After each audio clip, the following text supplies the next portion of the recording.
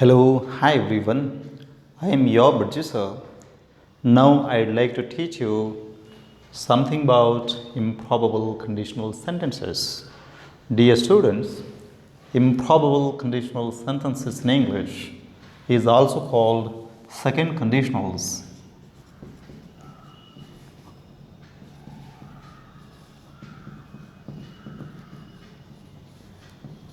And sometimes they are also called conditional sentence type 2.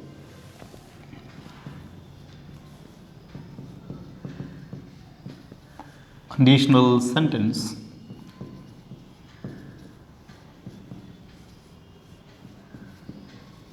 type 2. Okay? For example, if he gave her an apple,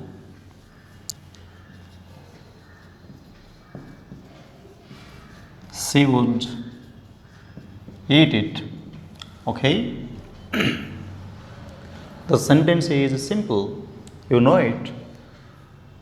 A conditional sentence consists of two clauses. What are they?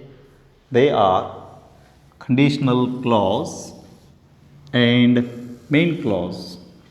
Conditional clause, you know that usually begins with if, and if is followed by subject.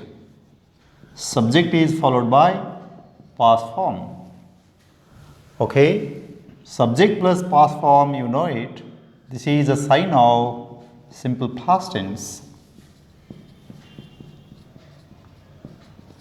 A sentence which begins with if is followed by simple past tense. Okay? And the main clause begins with subject. See. Subject is followed by here would. Okay? And would is followed by eat. Eat is known as base form. Base form or V1 or original form. Okay? But all are same in meaning. Sometimes people will also call it infinitive. Infinitive. See the wordings. Base form, verb number 1, original form or infinitive. Okay? Here, in improbable conditional sentence, conditional clause may have simple past tense and main clause may have would plus base form. Along instead of would, sometimes you may use even could and might can also be used. Okay, please remember here would is used, could is used, and might is also used. You know that we use a simple past tense with if clause in order to talk about unreal or improbable conditional situations now or in the future. See, simple past is used here along with if you know, to imply the present or the future. Though the meaning is present or future, we use simple past tense with if clause. I mean if word. I hope this point is clear. And you know that would is a softer word and less definite than the word will. And could means what? Could means would be able to. And might means would probably or would perhaps. I hope this point is clear. And in addition to this, you also know that conditional clause and main clause, they may be interchanged. You may write main clause first and conditional clause next. For example, one more example I'll give you. The students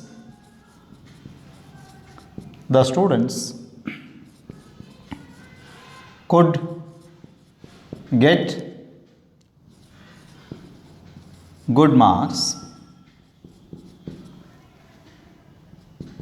if they answered all the questions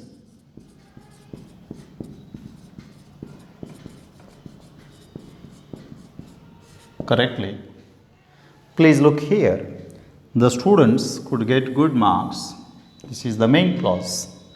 And if they answered all the questions correctly is the subordinate clause. Subordinate clause means conditional clause. Conditional clause is also called subordinate clause. And when main clause comes first and conditional clause comes next, after the main clause, you are not supposed to use comma. Okay? This is second example. And third example I would like to share with you, that is, if she had a book. If she had a book. Again, had is a sign of simple past tense. There is no PPF after the word had. If she had a book, she would lend it to me. If she had a book, she would lend it to me. Here, conditional clause is in simple past tense and main clause consists of would plus infinitive. Okay? She would lend a book to me if she had it. She would lend a book to me if she had it. Even the sentence can be written in this way. And fourth example, very interesting example for your kind information. See, in simple past tense, whenever were or was to be used in English, if he, here, was or were, this is the question. If he were a leader, if he were a leader, he would help us. Yes, this is the question which disturbs many people who would like to learn English. Please remember, in conditional sentence, when the sentence begins with if or conditional word, instead of was, we have to use were. Because were is both formal and informal. And it is considered as correct English. It is considered as correct English, correct word.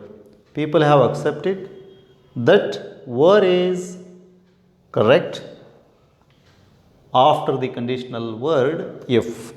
That's why instead of was, were should be used in conditional clause.